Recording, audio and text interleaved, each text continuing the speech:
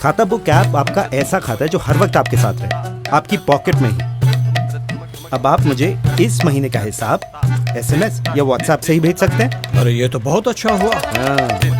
खाता बुक के साथ भेजें हर महीने का हिसाब SMS या WhatsApp से। खाता हुआ खाता बुक।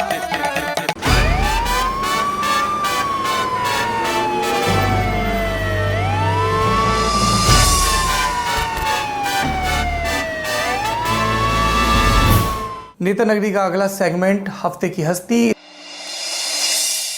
इस हफ्ते की हस्ती राकेश मारिया। हम थोड़ा लेट ले रहे हैं, लेकिन चूंकि राकेश की किताब आई, लेट मी से it now. Have you met him? What do you think of him? His impression, the way he clarified Sheena Bora वाले में, फिर उन्होंने बताया अजमल कसाब वाले में पाकिस्तान का क्या प्लान था कि उसको हिंदू टेररिस्ट के तौर पे प्रेजेंट करे, इसलिए कलावा बांधा था और फर्जी आई कार्ड डाला था।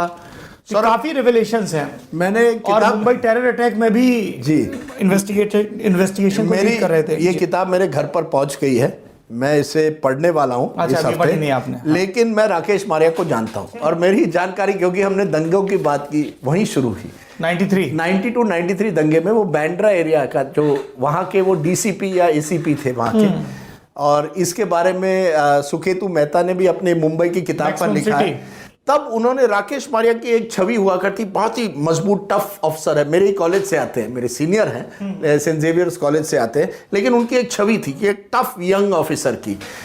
क्या हुआ कि धीरे धीरे एक के बाद एक कंट्रोवर्सी उनके साथ जुड़ गई, जिसमें मुंबई टेरर अटैक हो या ये जो पीटर मुखर्जी और का केस जो है जो चल रहा है। 26/11 के दौरान तो वो साइडलाइन हो रखे थे ना, साइडलाइन हो रखे थे, लेकिन सवाल उठा तब कि क्या रोल था, क्या उन्होंने किस तरह से क्या सिग्नल दिए। हेमंत करके ये जो अशोक का दो जो अफसर हैं, उनमें से एक की वाइफ ने किताब लिखी जहां उन्होंने राकेश मारिया पर कुछ सवाल उठाए उस किताब में।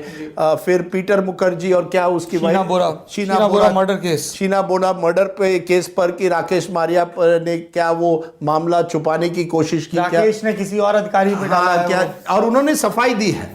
मुझे लगता है, देखिए Rakesh eventful police career, eventful, और एक जमाने में माने जाते थे बहुत ही प्रोफेशनल पुलिस ऑफिसर। प्रॉब्लम क्या है मुंबई की पुलिस में, क्योंकि राजनीति, और यही तो है वही बात जो हमने कही, राजनीतिक दबाव, राजनीतिक प्रेशर जितना आता है। आप पुलिस कमिश्नर की पोस्ट बहुत पॉलिटिकल अपॉइंटमेंट हो ये हुई है मुंबई में।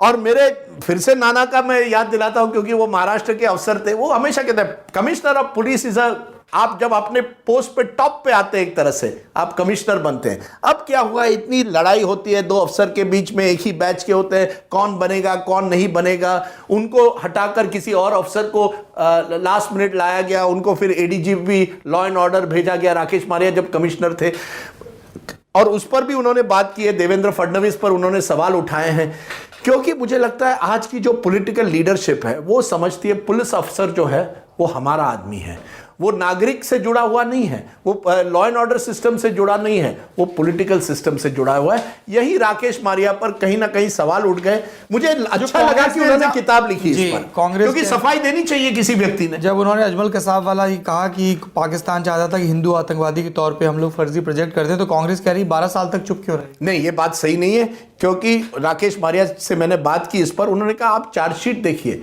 और हमारे जो मुंबई के जो कॉरेस्पॉन्डेंट साहिल जोशी जो एडिटर है, उन्होंने भी कहा कि चार्जशीट में यह बात लिखी गई है कि अजमल कसाब की एक साजिश या पाकिस्तान की एक साजिश थी कि हम दिखाएं कि ये हिंदू टेरर है, और तब हिंदू टेरर की बड़ी बात हुआ करती थी। तो ये पहली बार नहीं कहा गया है। प्रॉब्लम क्या है कि हम वो चार्जशीट पढ़ते नहीं, और कांग्रेस विरोध करना चाहती है।